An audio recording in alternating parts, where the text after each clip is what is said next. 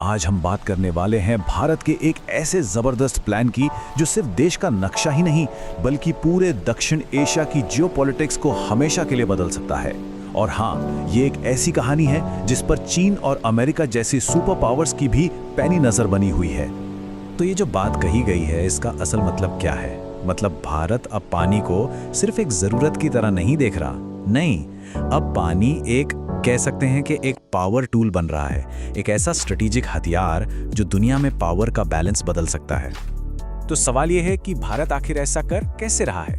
वो कौन से कदम हैं जो पानी के इस पूरे गेम के रूल्स को ही बदल रहे हैं? चलिए इन्हीं सवालों के जवाब खोजते हैं। तो आगे हम क्या क्या देखने वाले हैं? सबसे पहले तो समझेंगे कि ये पानी का नया खेल है क्या। फिर भारत की उस अजीब सी प्रॉब्लम पर बात करेंगे जहां एक तरफ बाढ़ है तो दूसरी तरफ सूखा। उसके बाद आएंगे उन 5 गेम चेंजर प्रोजेक्ट्स पर। इन मेगा प्रोजेक्ट्स को थोड़ा और करीब से जानेंगे और फिर बात होगी नदियों को जोड़ने के उस बड़े सपने की। और आखिर में हम ये समझने की कोशिश करेंगे कि क्या भारत वाकई एक हाइड्रो सुपर पावर बनने वाला है। तो कहानी शुरू होती है भारत के एक बहुत ही बोल्ड मूव से। वो मूव है अपने पानी के सारे रिसोर्सेस पर पूरा कंट्रोल हासिल करना। और देखिए, ये सिर्फ डैम बनाने या नहरें खोदने तक की बात नहीं है। नहीं, ये एक ऐसी स्ट्रेटेजी है जो चीन और पाकिस्तान जैसे पड़ोसियों के साथ रिश्तों की पूरी डायनामिक्स बदल सकती है। अब जैसा हमने कहा, दुनिया देख रही है, खासकर 2 देश, चीन और अमेरिका। लेकिन दोनों के देखने की वजह बिल्कुल अलग है। चीन को यह टेंशन है कि अगर भारत ने अपनी नदियों को कंट्रोल कर लिया तो ब्रह्मपुत्र जैसी नदियों पर उसका जो दबदबा है वो कम हो जाएगा। मतलब उसकी वाटर वेपन वाली स्ट्रेटजी फेल हो सकती है। दूसरी तरफ है अमेरिका।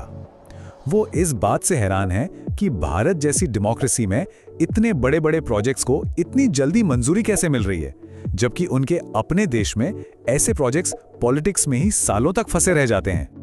पर एक मिनट, सवाल यह है कि भारत को इतने बड़े और खर्चीले प्रोजेक्ट्स की जरूरत ही क्यों पड़ी? जवाब छिपा है भारत के एक बहुत ही अजीब पैराडॉक्स में। एक ऐसा देश जहां एक ही वक्त पर कहीं पर भयानक बाढ़ आती है तो कहीं पर जमीन पानी के लिए तरस रही होती है। जरा सोच कर देखिए, एक तरफ असम और अरुणाचल प्रदेश है जहां हर साल ब्रह्मपुत्र नदी सब कुछ बहा ले जाती है, घर, खेत, सब कुछ। और वहीं दूसरी तरफ हजारों किलोमीटर दूर बुंदेलखंड है जहां लोग पानी की एक एक बूंद के लिए तरसते हैं, जहां की जमीन सूखी और फटी हुई है। बस इसी दर्दनाक हकीकत को बदलने का वादा है इन प्रोजेक्ट्स में। तो इस डबल प्रॉब्लम का सॉल्यूशन क्या है? जवाब है एक बहुत ही बोल्ड मास्टर प्लान। ये असल में 5 बहुत बड़े प्रोजेक्ट्स का एक नेटवर्क है। इन सबको मिलाकर एक नेशनल वाटर ग्रिड बनाने का डिजाइन है। तो ये है वो 5 पिलर्स जिन पे भारत की ये वाटर स्ट्रेटेजी खड़ी है। पहला, केन बेतवा लिंक जो बुंदेलखंड की प्यास बुझाएगा। दूसरा, पोलावरम प्रोजेक्ट जो आंध्र प्रदेश की लाइफलाइन बनेगा। तीसरा, दिबांग प्रोजेक्ट जो पावरफुल ब्रह्मपुत्र को काबू में करेगा। चौथा है किशाऊ प्रोजेक्ट जो देश को पीक आवर्स में बिजली देगा।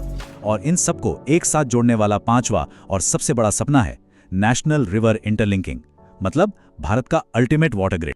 चलिए अब इन इंजीनियरिंग के कमाल को थोड़ा और करीब से देखते हैं और ये समझते हैं कि ये सिर्फ डैम और नहरें क्यों नहीं है, बल्कि ये भारत के फ्यूचर को शेप देने वाले स्ट्रेटेजिक एसेट्स कैसे हैं। सबसे पहले बात केन बेतवा लिंक की।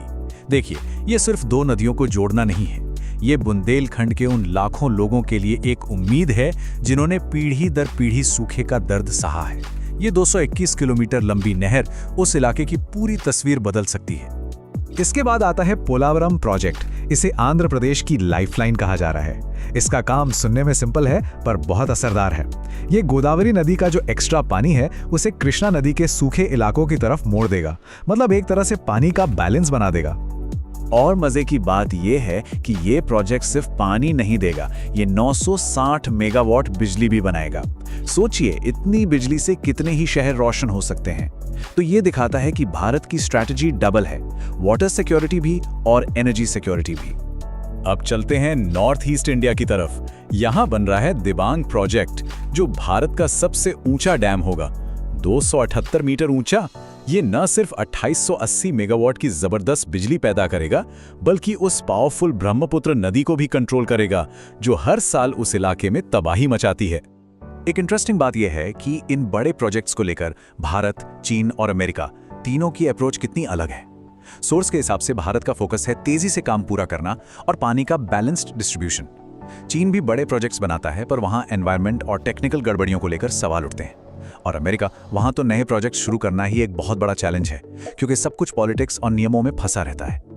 लेकिन इन सारे प्रोजेक्ट्स का अल्टीमेट गोल क्या है? ये एक ऐसा सपना है जो अगर पूरा हो गया तो भारत को हमेशा के लिए बदल देगा। ये सपना है एक नेशनल वाटर ग्रिड का, एक ऐसा ग्रिड जहां देश की हर बड़ी नदी एक दूसरे से जुड़ी हो। जी हाँ, यही है भारत का सबसे बड़ा सपना, नदियों को आपस में जोड़ना। बस एक बार कल्पना करके देखिए, एक ऐसा भारत जहां गंगा का पानी कावेरी तक पहुंच रहा है और ब्रह्मपुत्र का पानी राजस्थान के रेगिस्तान में हरियाली ला रहा है। ये एक ऐसा रेवोल्यूशन होगा जो पानी की हर बूंद को देश की ताकत में बदल देगा। जरा सोचिए, अगर ये सपना सच हो गया तो होगा क्या? घरों में 24 घंटे पानी, किसानों को सूखे का कोई डर नहीं, इंडस्ट्रीज कभी पानी की कमी से बंद नहीं होंगी और पूरे देश को मिलेगी 24/7 बिजली। ये एक ऐसे नए इंडिया की तस्वीर होगी जिसकी नींव में होगा एक नेशनल वाटर नेटवर्क। तो इन सब का एंड गेम क्या है?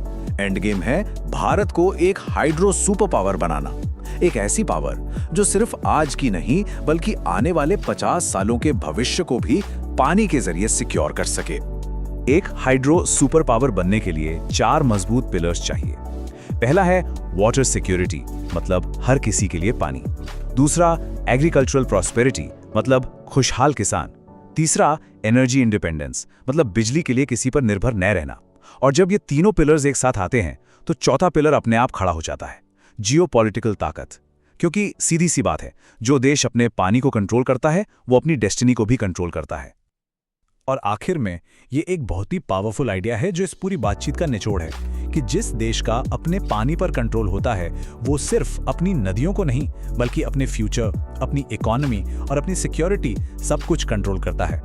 तो हम इस चर्चा को इसी बड़े सवाल पर खत्म करते हैं, क्या ये 5 मेगा प्रोजेक्ट्स सच में भारत के अगले 50 साल को सिक्योर कर पाएंगे या फिर ये एक बहुत बड़ा और महंगा सपना ही रह जाएगा? इसके बारे में सोचने की जरूरत है।